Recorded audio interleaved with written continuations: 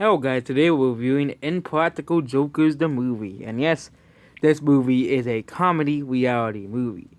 And of course, this movie is kind of like a longer episode of the Impractical Jokers. It's, kind of like a pretty long episode.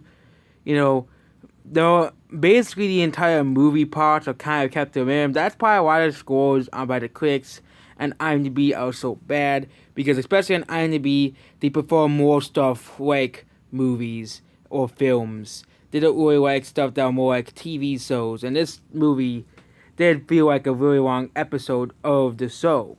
So yep, that's the whole. But again, a lot of the funny things that they do in the movie is still pretty funny.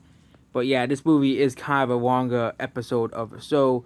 And yeah, basically they go on a road trip and they compete in challenges. And basically the loser can't go to the thing. And that goes to another part of the movie when the other guy does get there, the guy who loses. I'm not gonna spoil it, but yeah, the girl recognizes them from the beginning of the movie because they did bad things at the beginning of the movie before they were the Jokers.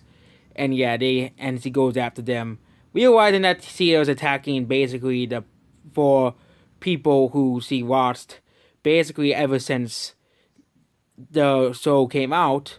Basically, she's realized that hey, this and for her apology, she makes them go on the plane, except for the guy who lost, which I'm not spoiling it because I ruined the only big actual meaningful spoiler in the movie, because the plot is kind of just a meaningful thing. It's kind of more just a bunch of gags and jokes along the way. So that's probably why a lot of people don't really care for this movie.